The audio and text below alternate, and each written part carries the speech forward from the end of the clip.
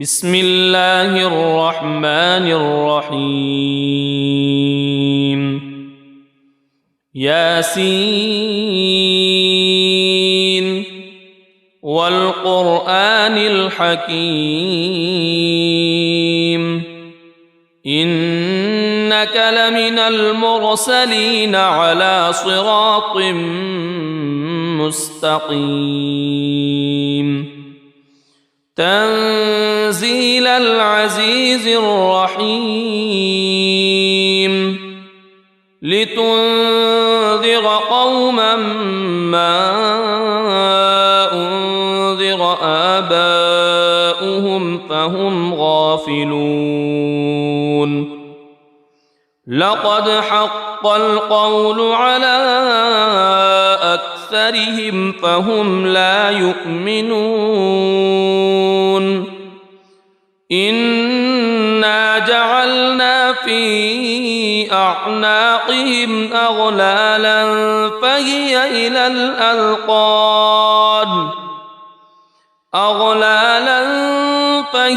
إلى الأذقان فهم مقمحون وجعلنا من بين أيديهم سدا ومن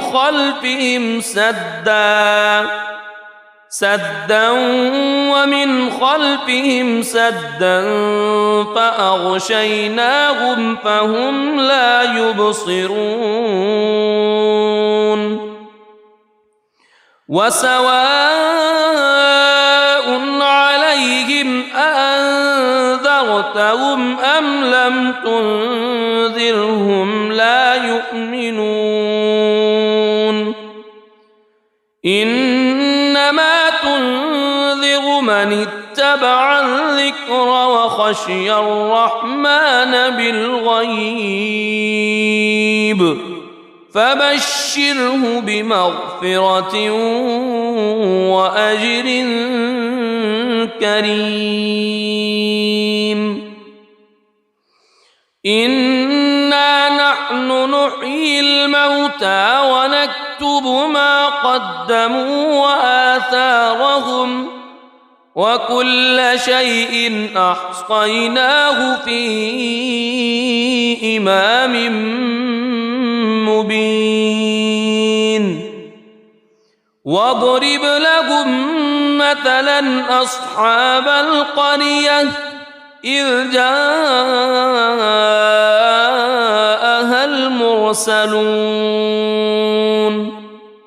إذ أرسلنا إليهم اثنين فكذبوهما فعززنا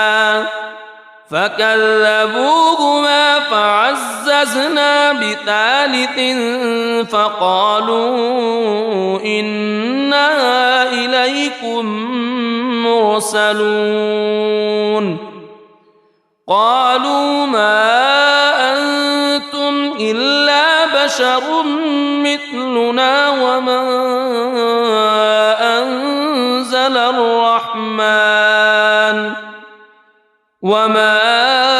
أنزل الرحمن من شيء إن أنتم إلا تكذبون قالوا ربنا يعلم إنا إليكم لمرسلون وما علينا إلا البلاغ المبين قالوا إنا تطيرنا بكم لئن لم تنتهوا لنرجمنكم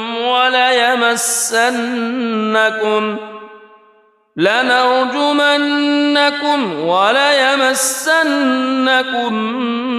منا عذاب أليم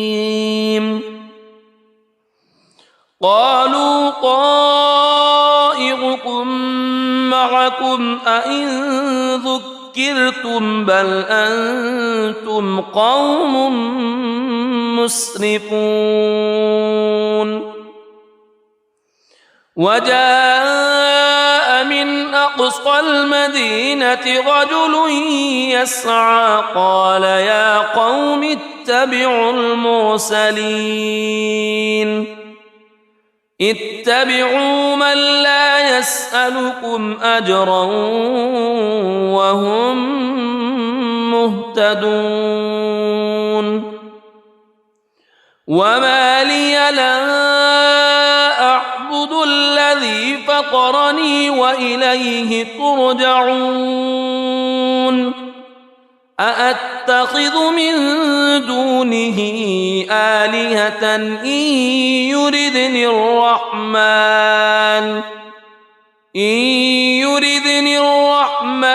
بضر لا تغن عني شفاعتهم شيئا ولا ينقذون إني إذا لفي ضلال مبين إني آمنت بربكم فاسمعون قيل ادخل الجنة قال يا ليت قومي يعلمون بما غفر لي ربي وجعلني من المكرمين وما أنزلنا على قومه من بعده من جند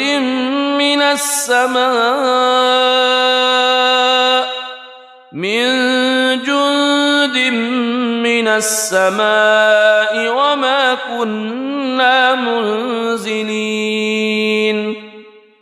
إن كانت إلا صيحة واحدة فإذا هم خامدون يا حسرة على العباد ما يأتيهم من رسول إلا كانوا به يستهزئون ألم يروا كم أهلكنا قبلهم من القرون أنهم إليهم لا يرجعون وإن كل لما جميع لدينا محضرون وآية لهم الأرض الميتة أحييناها وأخرجنا منها حبا فمنه يأكلون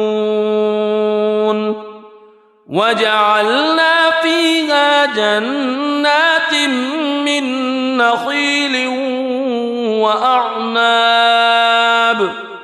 من نخيل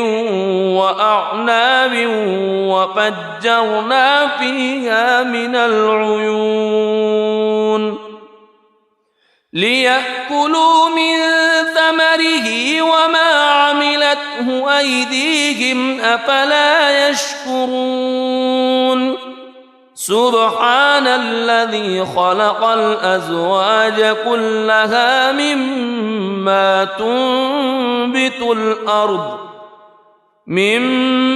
تنبت الأرض ومن أنفسهم ومما لا يعلمون وآية لهم الليل نسلخ منه النهار فإذا هم مظلمون والشمس تجري لمستقر لها ذلك تقدير العزيز العليم والقمر قدرناه منازل حتى عاد كالعرجون القديم لا الشمس ينبغي لها أن تدرك القمر ولا الليل سابق النهار وكل في فلك يسبحون وآية لهم أنا حملنا ذريتهم في الفلك المشحون وخلقنا لهم من مثله ما يركبون وإن نشأ نغرقهم فلا صريخ لهم ولا هم ينقذون إلا رحمة منا ومتاعا إلى حين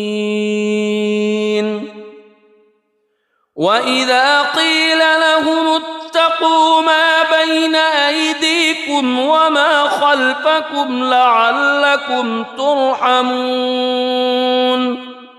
وما تأتيهم من آية من آيات ربهم إلا كانوا عنها معرضين وإذا قيل لهم أنفقوا مما رزقكم الله قال الذين كفروا للذين آمنوا أنطعم من لو يشاء الله أطعمه إن أنتم إلا في ضلال مبين ويقولون متى هذا الوعد إن كنتم صادقين ما ينظرون إلا صيحة واحدة تأخذهم وهم يخصمون فلا يستطيعون توصية ولا إلى أهلهم يرجعون ونفخ في الصور فإذا هم من الأجداث إلى ربهم ينسلون قالوا يا ويلنا من بعثنا من مرقدنا هذا ما وعد الرحمن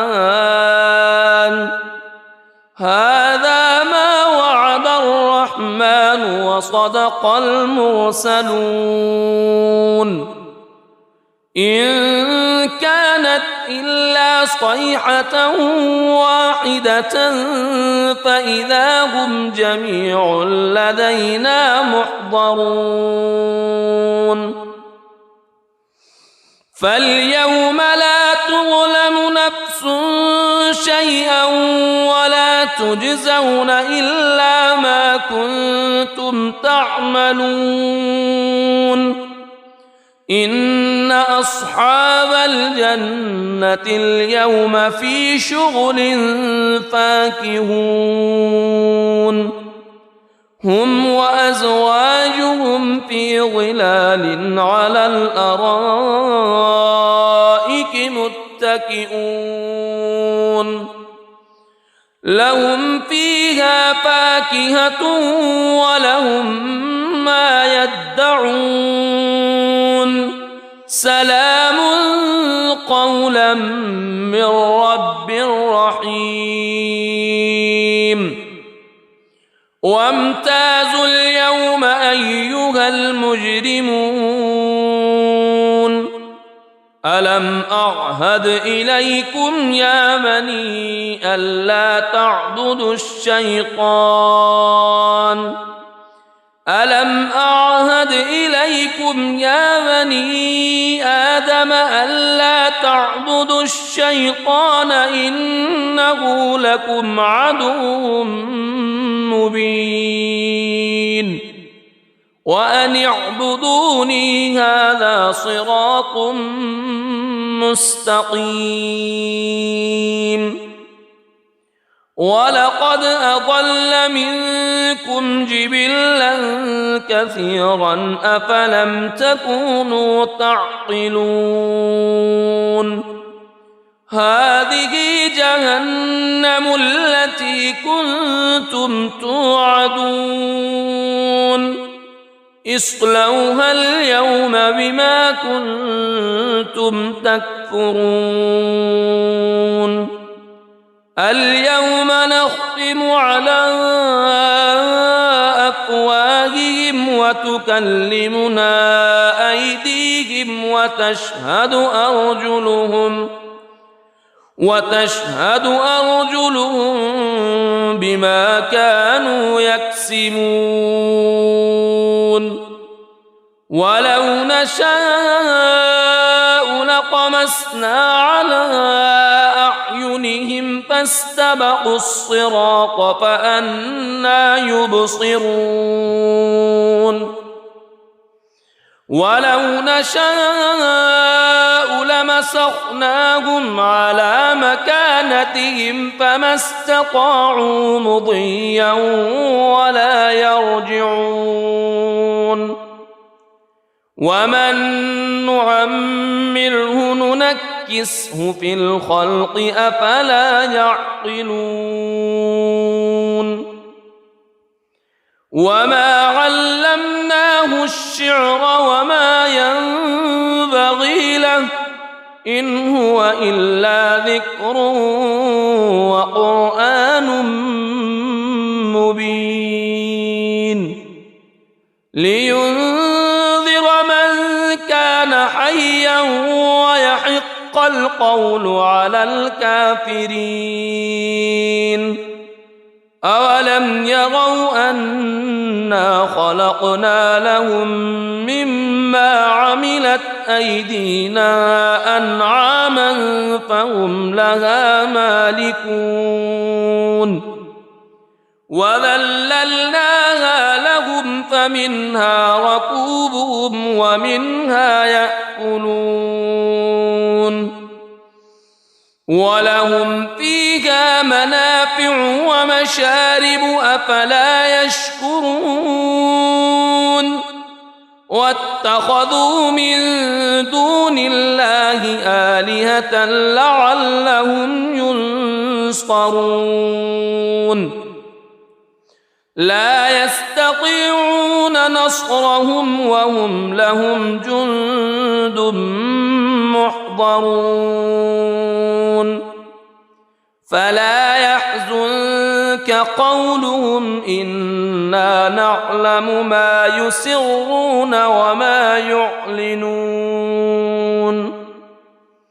أولم ير الإنسان أنا خلقناه من نطفة فإذا هو خصيم مبين وضرب لنا مثلا ونسي خلقه قال من يحيي العظام وهي رميم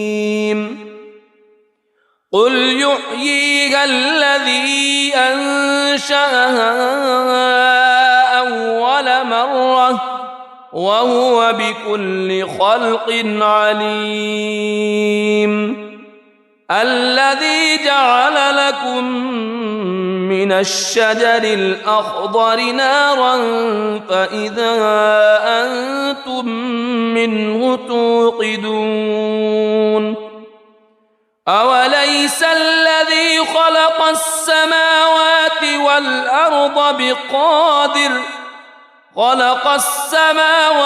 والأرض بقادر على أن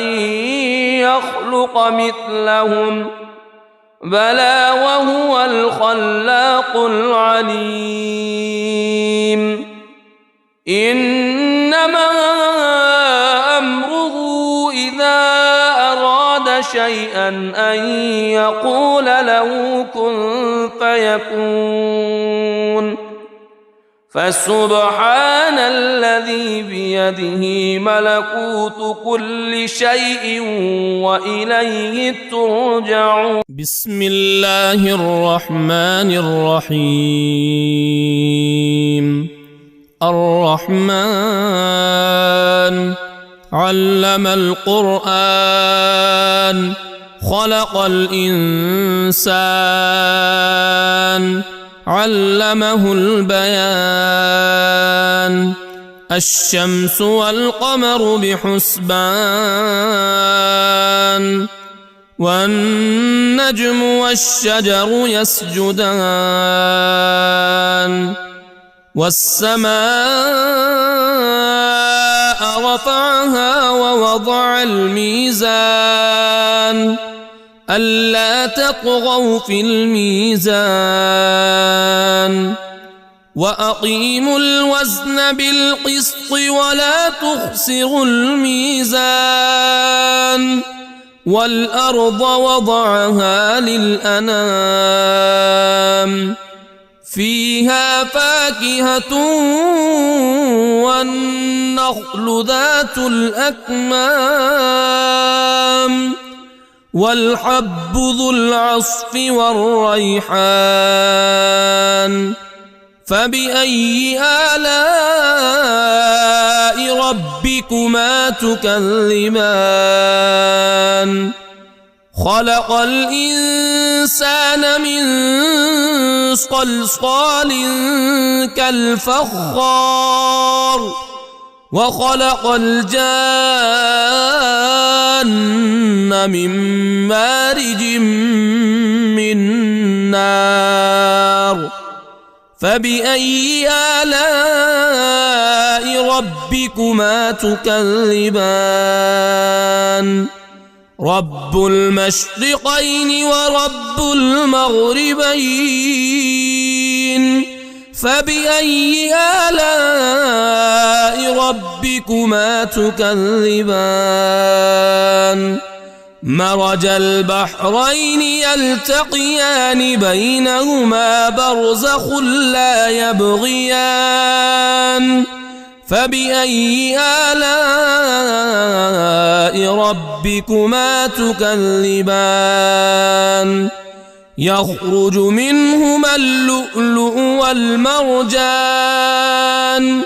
فبأي آلاء ربكما تكذبان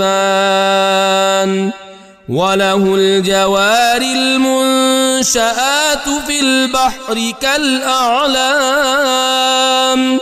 فبأي آلاء ربكما تكذبان كل من عليها فان ويبقى وجه ربك ذو الجلال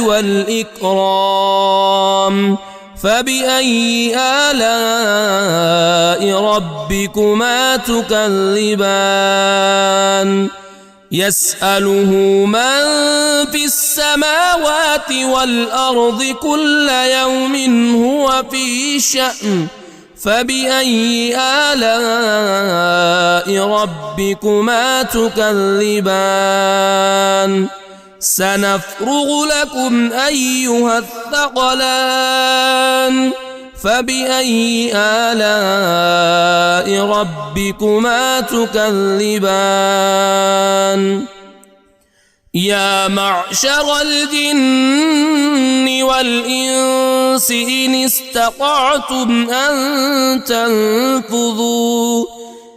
استطعتم أن تنفذوا من أقطار السماوات والأرض فانفذوا لا تنفذون إلا بسلطان فبأي آلاء ربكما تكذبان يرسل عليكما شواظ من نار ونحاس فلا تنتصران فبأي آلاء ربكما تكذبان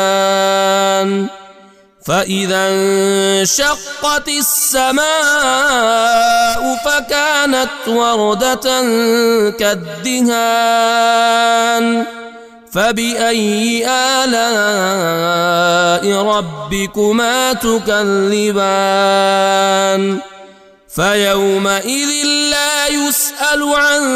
ذنبه إنس ولا جان فبأي آلاء ربكما تكذبان يعرف المجرمون بسيماهم فيؤخذ بالنواصي والأقدام فبأي آلاء ربكما تكذبان هذه جهنم التي يكذب بها المجرمون يطوفون بينها وبين حميم آن فبأي آلاء ربكما تكذبان ولمن خاف مقام ربه جنتان فبأي آلاء ربكما تكذبان ذواتا أفنان فبأي آلاء ربكما تكذبان فيهما عينان تجريان فبأي آلاء ربكما تكذبان فيهما من كل فاكهة زوجان فبأي آلاء ربكما تكذبان متكئين على فرش بطائنها من استبرق وجنى الجنتين دان فبأي آلاء ربكما تكذبان فيهن قاصرات الطرف لم يطمثهن إنس قبلهم ولا جان فبأي آلاء ربكما تكذبان كأنهن الياقوت والمرجان فبأي آلاء ربكما تكذبان هل جزاء الإحسان إلا الإحسان فبأي آلاء ربكما تكذبان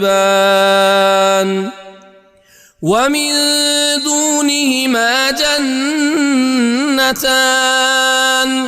فبأي آلاء ربكما تكذبان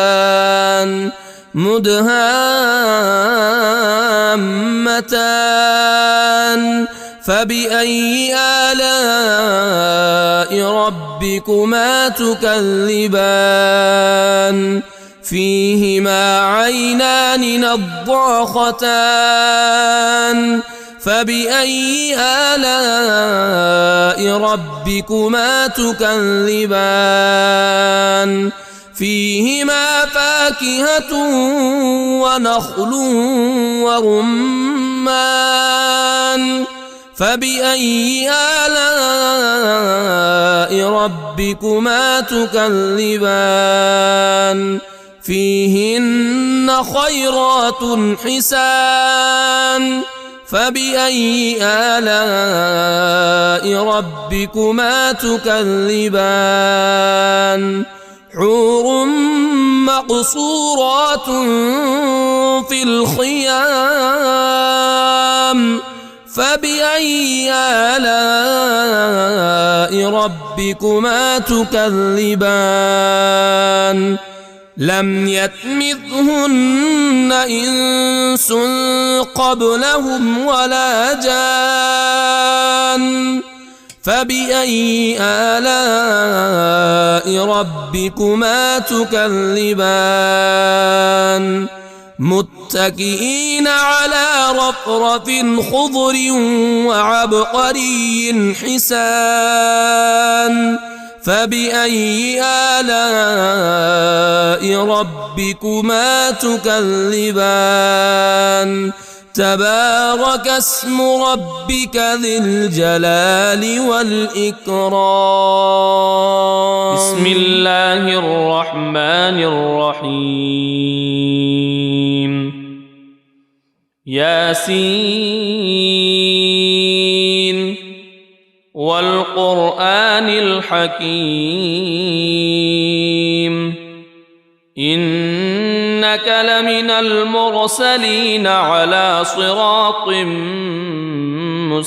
مستقيم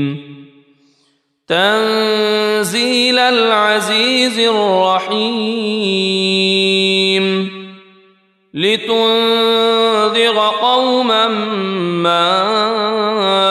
أنذر آباؤهم فهم غافلون لقد حق القول على أكثرهم فهم لا يؤمنون إنا جعلنا في أعناقهم أغلالا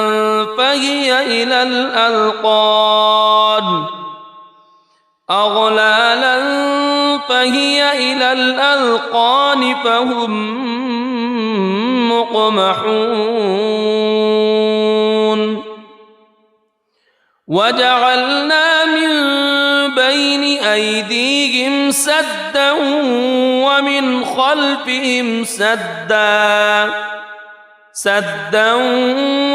خلفهم سدا فأغشيناهم فهم لا يبصرون وسواء عليهم أأنذرتهم أم لم تنذرهم لا يؤمنون إنما تنذر من اتبع الذكر وخشي الرحمن بالغيب فبشره بمغفرة وأجر كريم إنا نحن نحيي الموتى ونكتب ما قدموا وآثارهم وكل شيء أحصيناه في إمام مبين واضرب لهم مثلا أصحاب القرية إذ جاءها المرسلون إذ أرسلنا إليهم اثنين فكذبوهما فعززنا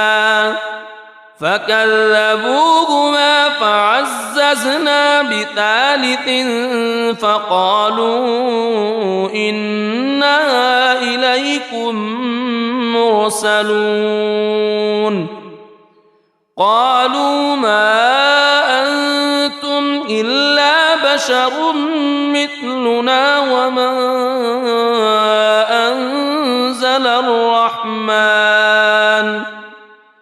وما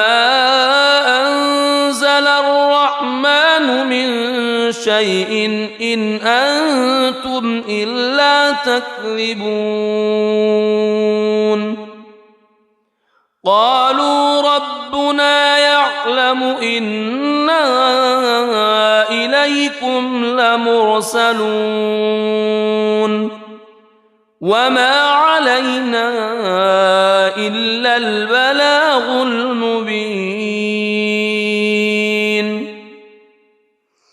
قالوا إنا تطيرنا بكم لئن لم تنتهوا لنرجمنكم وليمسنكم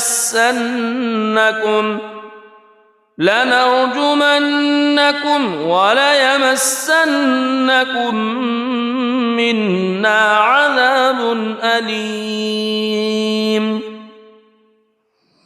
قالوا طائركم معكم أئن ذكرتم بل أنتم قوم مسرفون وجاء من أقصى المدينة رجل يسعى قال يا قوم اتبعوا المرسلين اتبعوا من لا يسألكم أجرا وهم مهتدون وما لي لا أعبد الذي فطرني وإليه ترجعون أأتخذ من دونه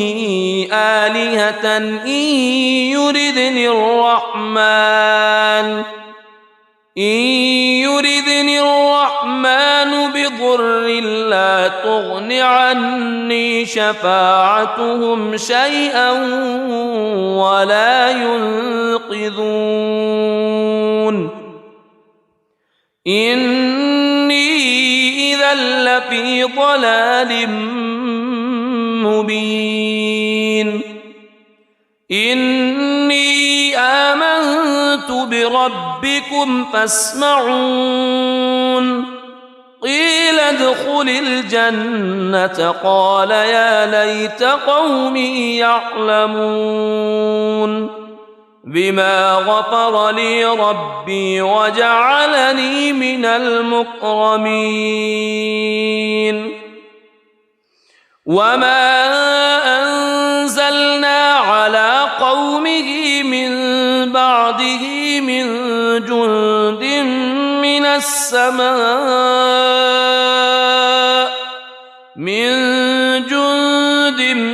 من السماء وما كنا منزلين إن كانت إلا صيحة واحدة فإذا هم خامدون يا حسرة على العباد ما يأتيهم من رسول إلا كانوا به يستهزئون ألم يروا كم أهلكنا قبلهم من القرون أنهم إليهم لا يرجعون وإن كل لما جميع لدينا محضرون وآية لهم الأرض الميتة أحييناها وأخرجنا منها حبا فمنه يأكلون وجعلنا فيها جنات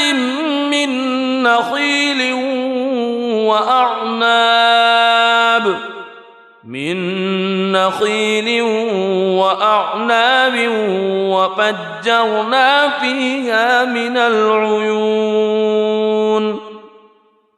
ليأكلوا من ثمره وما عملته أيديهم أفلا يشكرون سبحان الذي خلق الأزواج كلها مما تنبت الأرض ومن أنفسهم ومما لا يعلمون وآية لهم الليل نسلخ منه النهار فإذا هم مظلمون والشمس تجري لمستقر لها ذلك تقدير العزيز العليم والقمر قدرناه منازل حتى عاد كالعرجون القديم لا الشمس ينبغي لها أن تدرك القمر ولا الليل سابق النهار وكل في فلك يسبحون وآية لهم أنا حملنا ذريتهم في الفلك المشحون وخلقنا لهم من مثله ما يركبون وإن نشأ نغرقهم فلا صريخ لهم ولا هم ينقذون إلا رحمة منا ومتاعا إلى حين وإذا قيل لهم اتقوا ما بين أيديكم وما خلفكم لعلكم ترحمون وما تأتيهم من آية من آيات ربهم إلا كانوا عنها معرضين وإذا قيل لهم أنفقوا مما رزقكم الله قال الذين كفروا للذين آمنوا أنطعم من لو يشاء الله أطعمه إن أنتم إلا في ضلال مبين ويقولون متى هذا الوعد إن كنتم صادقين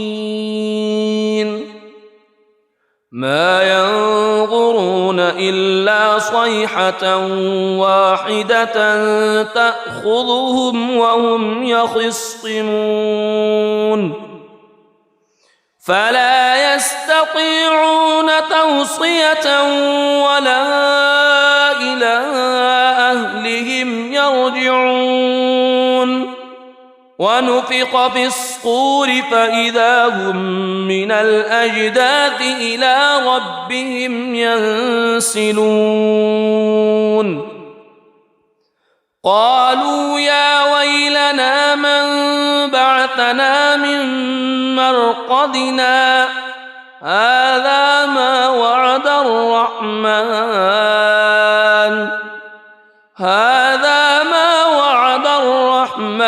وصدق المرسلون إن كانت إلا صيحة واحدة فإذا هم جميع لدينا محضرون فاليوم لا تظلم نفس شيئا ولا تجزون إلا ما كنتم تعملون إن أصحاب الجنة اليوم في شغل فاكهون هم وأزواجهم في ظلال على الأرائك متكئون لهم فيها فاكهة ولهم ما يدعون سلام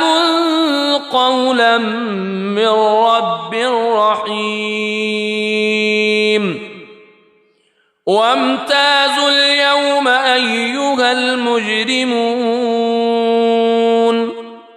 ألم أعهد إليكم يا بني ألا تعبدوا الشيطان ألم أعهد إليكم يا بني آدم ألا تعبدوا الشيطان إنه لكم عدو مبين وأن اعبدوني هذا صراط مستقيم ولقد أضل منكم جبلا كثيرا أفلم تكونوا تعقلون هذه جهنم التي كنتم توعدون اصلوها اليوم بما كنتم تكفرون اليوم نختم على أفواههم وتكلمنا أيديهم وتشهد أرجلهم بما كانوا يكسبون ولو نشاء لطمسنا على أعينهم فاستبقوا الصراط فأنى يبصرون ولو نشاء لمسخناهم على مكانتهم فما استطاعوا مضيا ولا يرجعون ومن نعمره ننكسه في الخلق أفلا يعقلون وما علمناه الشعر وما ينبغي له إن هو إلا ذكر وقرآن مبين لينذر من كان حيا ويحق القول على الكافرين أولم يروا أنا خلقنا لهم مما عملت أيدينا أنعاما فهم لها مالكون وذللناها لهم فمنها ركوبهم ومنها يأكلون ولهم فيها منافع ومشارب أفلا يشكرون واتخذوا من دون الله آلهة لعلهم ينصرون لا يستطيعون نصرهم وهم لهم جند محضرون فلا يحزنك قولهم إنا نعلم ما يسرون وما يعلنون أولم ير الإنسان أنا خلقناه من نطفة فإذا هو خصيم مبين وضرب لنا مثلا ونسي خلقه قال من يحيي العظام وهي رميم قل يحييها الذي أنشأها أول مرة وهو بكل خلق عليم الذي جعل لكم من الشجر الأخضر نارا فإذا أنتم منه توقدون أوليس الذي خلق السماوات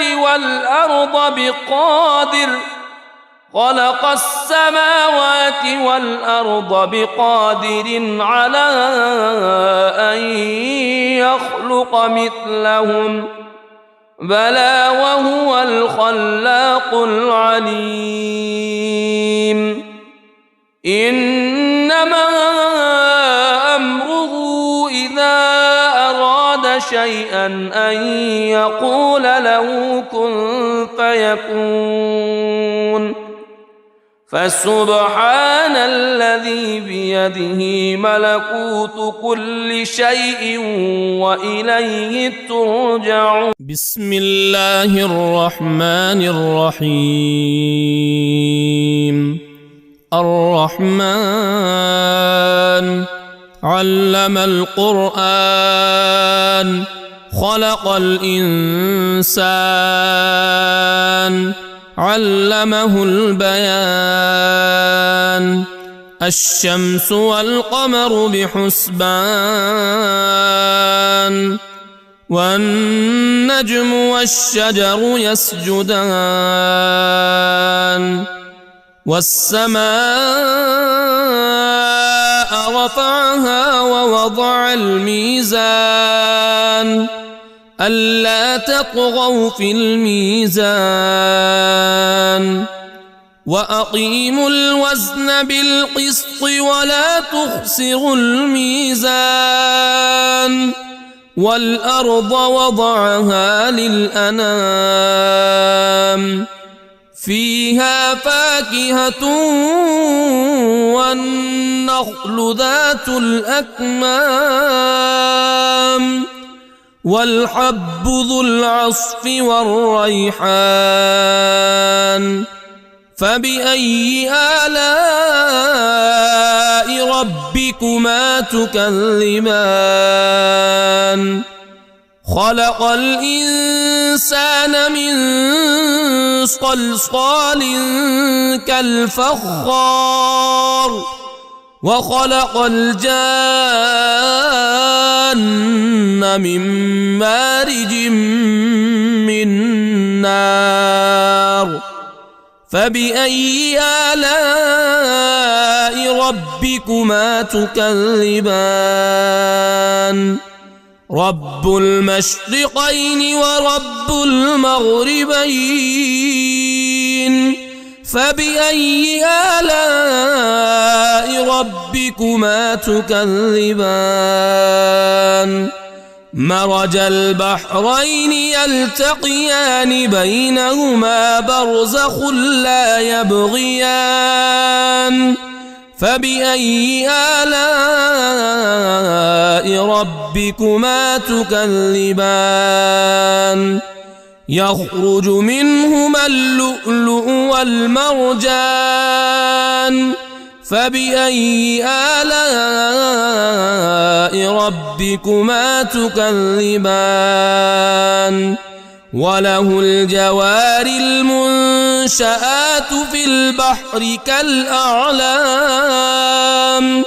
فبأي آلاء ربكما تكذبان؟ كل من عليها فان ويبقى وجه ربك ذو الجلال والإكرام. فبأي آلاء ربكما تكذبان؟ يسأله من في السماوات والأرض كل يوم هو في شأن. فبأي آلاء ربكما تكذبان؟ سنفرغ لكم أيها الثقلان. فبأي آلاء ربكما تكذبان؟ يا معشر الجن والإنس إن استطعتم أن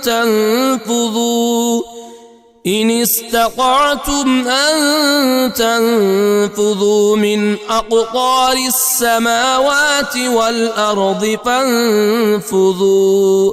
لا تنفذون إلا بسلطان. فبأي آلاء ربكما تكذبان؟ يرسل عليكما شواظ من نار ونحاس فلا تنتصران. فبأي آلاء ربكما تكذبان فإذا انشقت السماء فكانت وردة كالدهان فبأي آلاء ربكما تكذبان فيومئذ لا يسأل عن ذنبه إنس ولا جان فبأي آلاء ربكما تكذبان يعرف المجرمون بسيماهم فيؤخذ بالنواصي والأقدام فبأي آلاء ربكما تكذبان هذه جهنم التي يكذب بها المجرمون يطوفون بينها وبين حميم آن فبأي آلاء ربكما تكذبان ولمن خاف مقام ربه جنتان فبأي آلاء ربكما تكذبان ذواتا أفنان فبأي آلاء ربكما تكذبان فيهما عينان تجريان فبأي آلاء ربكما تكذبان فيهما من كل فاكهة زوجان فبأي آلاء ربكما تكذبان متكئين على فرش بطائنها من استبرق وجنى الجنتين دان فبأي آلاء ربكما تكذبان فيهن قاصرات الطرف لم يطمثهن إنس قبلهم ولا جان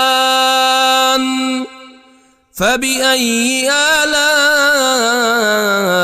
ربكما تكذبان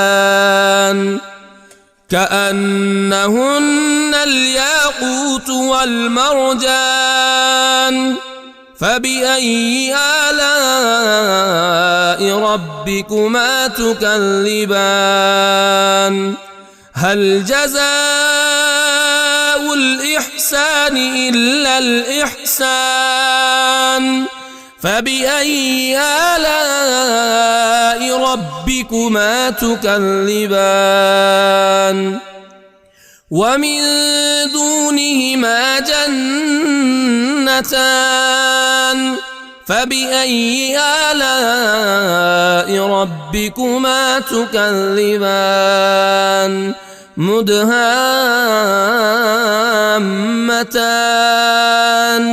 فبأي آلاء ربكما تكذبان فيهما عينان نضاختان فبأي آلاء ربكما تكذبان فيهما فاكهة ونخل ورمان فبأي آلاء ربكما تكذبان فيهن خيرات حسان فبأي آلاء ربكما تكذبان حور مقصورات في الخيام فبأي آلاء ربكما تكذبان لم يطمثهن إنس قبلهم ولا جان فبأي آلاء ربكما تكذبان متكئين على رفرف خضر وعبقري حسان فبأي آلاء ربكما تكذبان تبارك اسم ربك ذي الجلال والإكرام بسم الله الرحمن الرحيم ياسين والقرآن الحكيم إنك لمن المرسلين على صراط مستقيم تنزيل العزيز الرحيم لتنذر قوما ما أنذر آباؤهم فهم غافلون لقد حق القول على أكثرهم فهم لا يؤمنون إنا جعلنا في أعناقهم أغلالا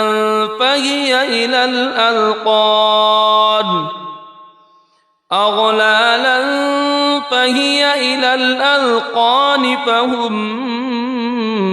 مقمحون وجعلنا من بين أيديهم سدا ومن خلفهم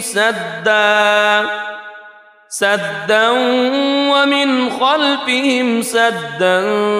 فأغشيناهم فهم لا يبصرون وسواء عليهم أأنذرتهم أم لم تنذرهم لا يؤمنون إنما تنذر من اتبع الذكر وخشي الرحمن بالغيب فبشره بمغفرة وأجر كريم إنا نحن نحيي الموتى ونكتب ما قدموا وآثارهم وكل شيء أحصيناه في إمام مبين واضرب لهم مثلا أصحاب القرية إذ جاءها المرسلون إذ أرسلنا إليهم اثنين فكذبوهما فعززنا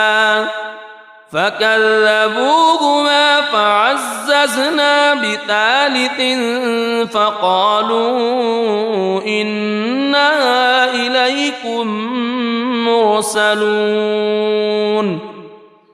قالوا ما أنتم إلا بشر مثلنا وما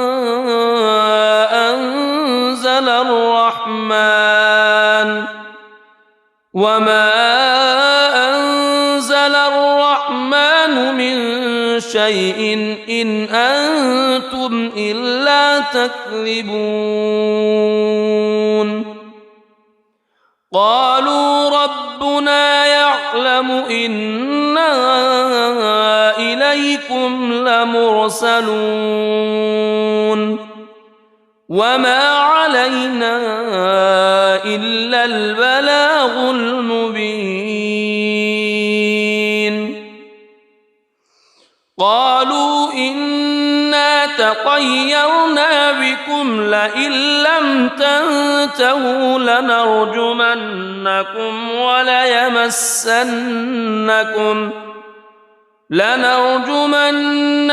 وليمسنكم منا عذاب أليم قالوا طائركم معكم أئن ذكرتم بل أنتم قوم مسرفون وجاء من أقصى المدينة رجل يسعى قال يا قوم اتبعوا اتبعوا من لا يسألكم أجرا وهم مهتدون وما لي لا أعبد الذي فطرني وإليه ترجعون أأتخذ من دونه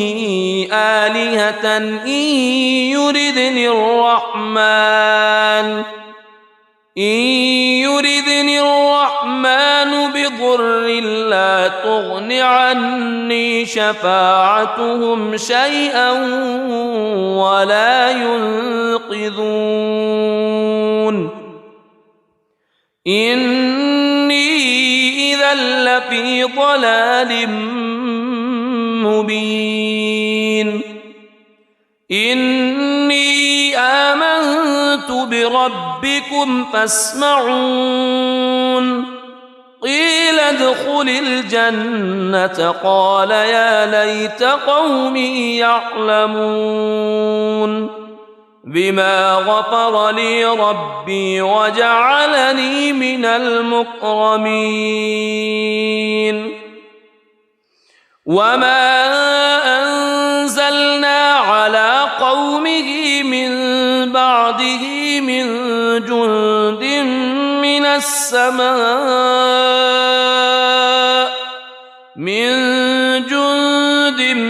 من السماء وما كنا منزلين إن كانت إلا صيحة واحدة فإذا هم خامدون يا حسرة على العباد ما يأتيهم من رسول إلا كانوا به يستهزئون ألم يروا كم أهلكنا قبلهم من القرون أنهم إليهم لا يرجعون وإن كل لما جميع لدينا محضرون وآية لهم الأرض الميتة أحييناها وأخرجنا منها حبا فمنه يأكلون وجعلنا فيها جنات من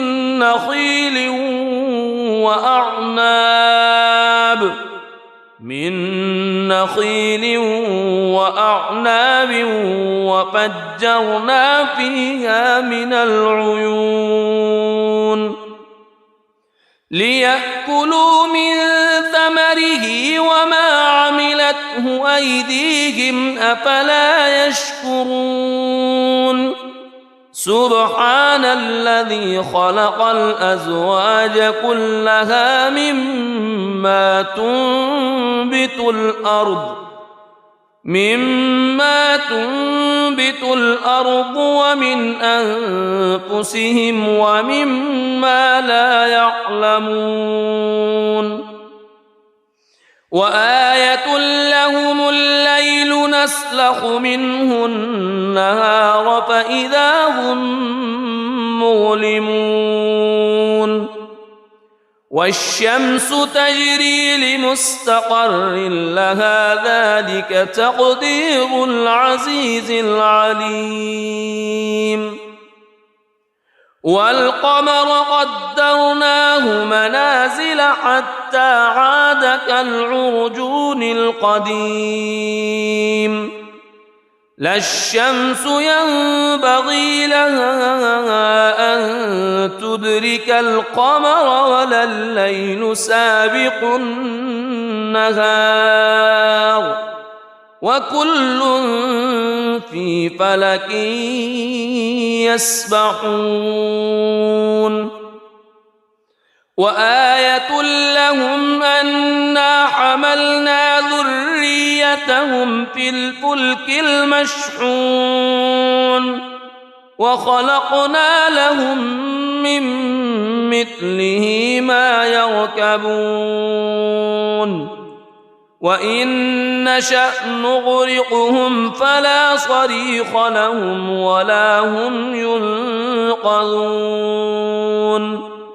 إلا رحمة منا ومتاعا إلى حين وإذا قيل لهم اتقوا ما بين أيديكم وما خلفكم لعلكم ترحمون وما تأتيهم من آية من آيات ربهم إلا كانوا عنها معرضين وإذا قيل لهم أنفقوا مما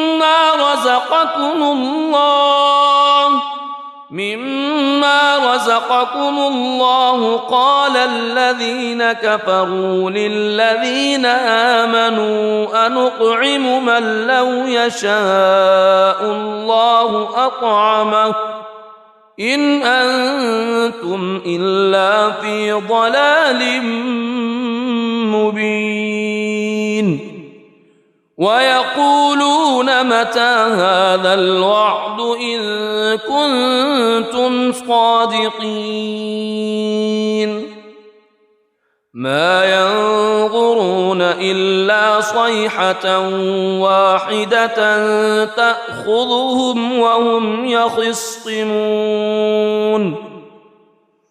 فلا يستطيعون توصية ولا إلى أهلهم يرجعون ونفخ في الصور فإذا هم من الأجداث إلى ربهم ينسلون قالوا يا ويلنا من بعثنا من مرقدنا هذا ما وعد الرحمن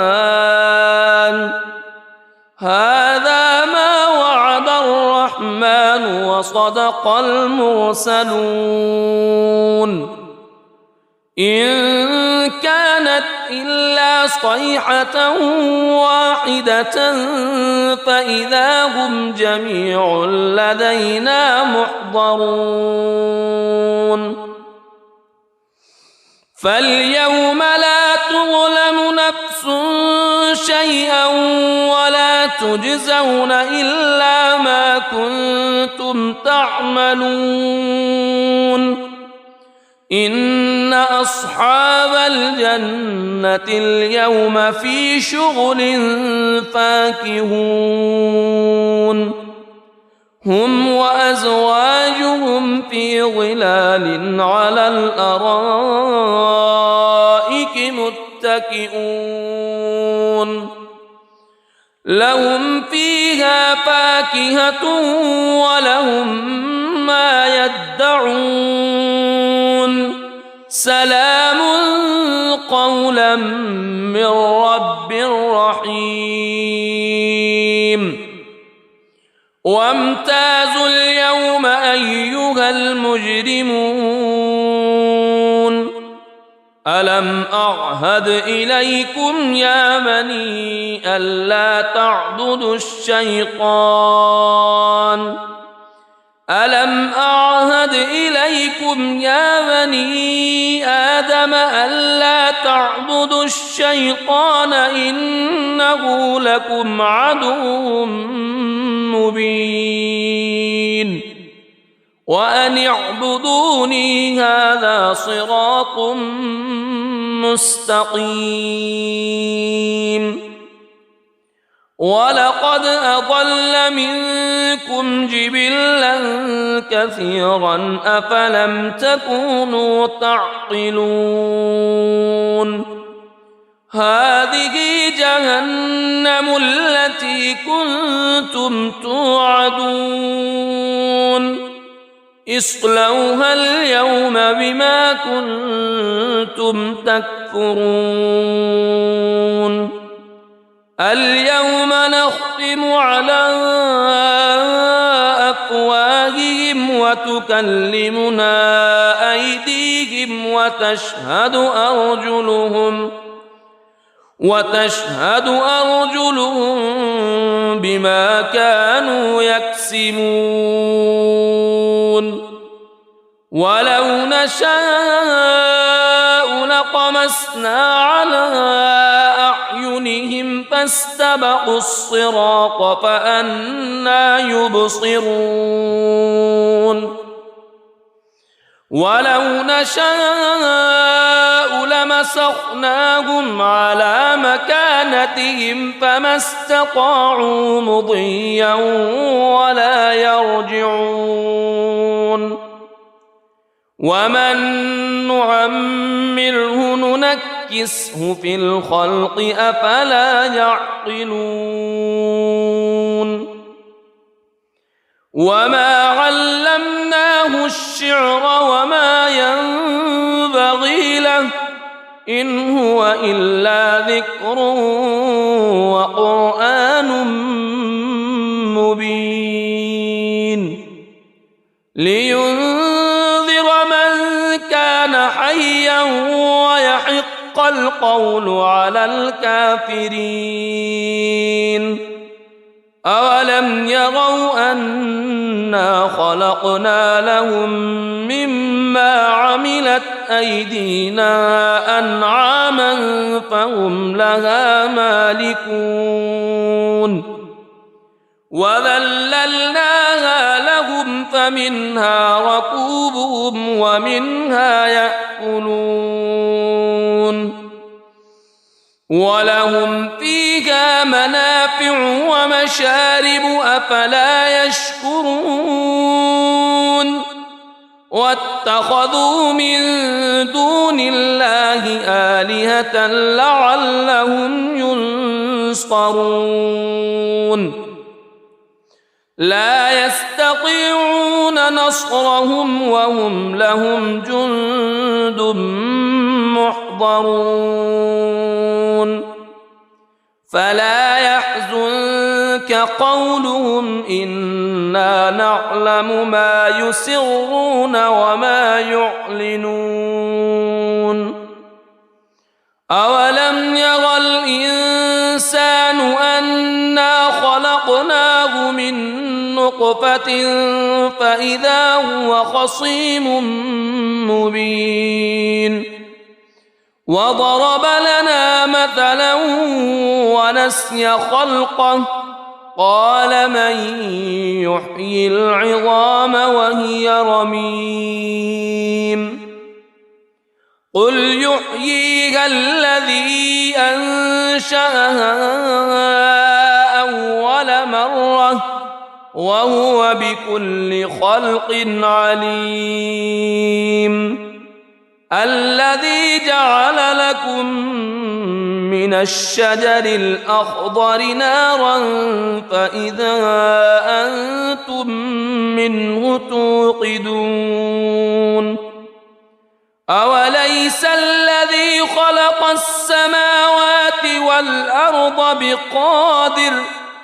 خلق السماوات والأرض بقادر على أن يخلق مثلهم بلى وهو الخلاق العليم إنما أمره إذا أراد شيئا أن يقول له كن فيكون فسبحان الذي بيده ملكوت كل شيء وإليه ترجعون. بسم الله الرحمن الرحيم. الرحمن علم القرآن خلق الإنسان علمه البيان الشمس والقمر بحسبان والنجم والشجر يسجدان والسماء رفعها ووضع الميزان ألا تطغوا في الميزان وأقيموا الوزن بالقسط ولا تخسروا الميزان والأرض وضعها للأنام فيها فاكهة والنخل ذات الأكمام والحب ذو العصف والريحان فبأي آلاء ربكما تكذبان خلق الإنسان من صلصال كالفخار وخلق الجان من مارج من نار فبأي آلاء ربكما تكذبان رب المشرقين ورب المغربين فبأي آلاء ربكما تكذبان مرج البحرين يلتقيان بينهما برزخ لا يبغيان فبأي آلاء ربكما تكذبان يخرج منهما اللؤلؤ والمرجان فبأي آلاء ربكما تكذبان وله الجوار المنشآت في البحر كالأعلام فبأي آلاء ربكما تكذبان كل من عليها فان ويبقى وجه ربك ذو الجلال والإكرام فبأي آلاء ربكما تكذبان يسأله من في السماوات والأرض كل يوم هو في شأن فبأي آلاء ربكما تكذبان سنفرغ لكم أيها الثقلان فبأي آلاء ربكما تكذبان يا معشر الجن والإنس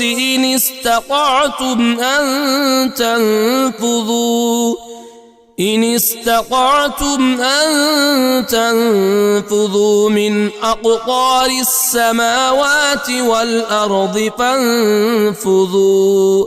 لا تنفذون إلا بسلطان فبأي آلاء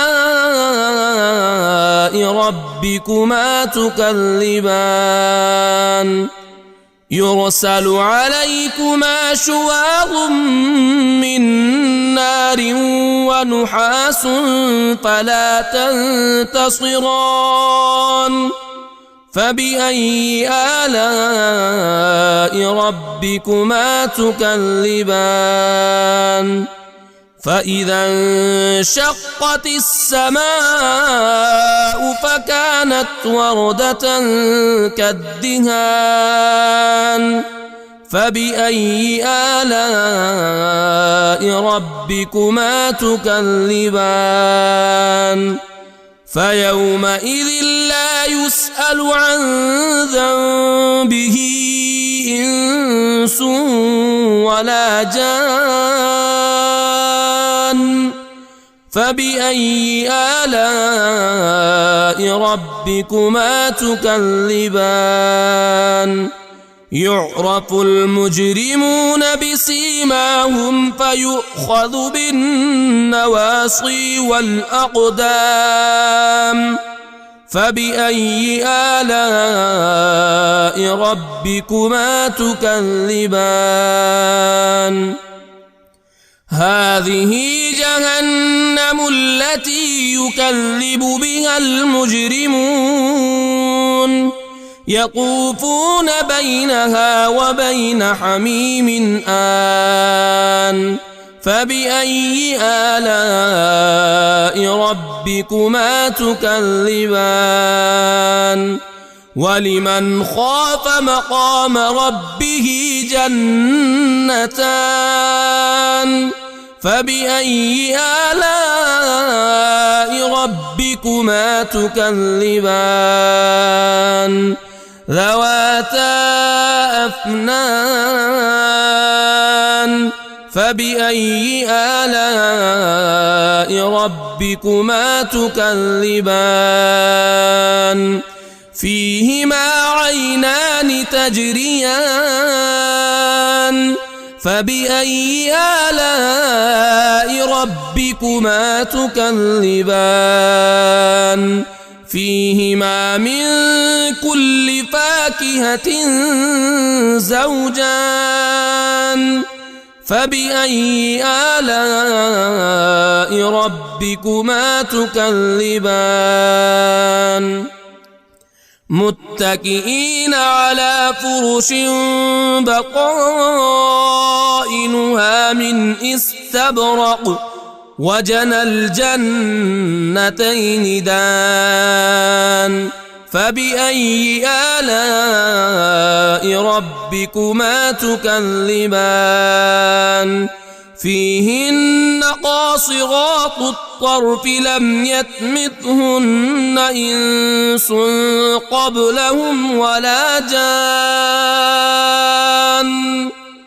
فبأي آلاء ربكما تكذبان كأنهن الياقوت والمرجان فبأي آلاء ربكما تكذبان هل جزاء الإحسان إلا الإحسان فبأي آلاء ربكما تكذبان ومن دونهما جنتان فبأي آلاء ربكما تكذبان مدهامتان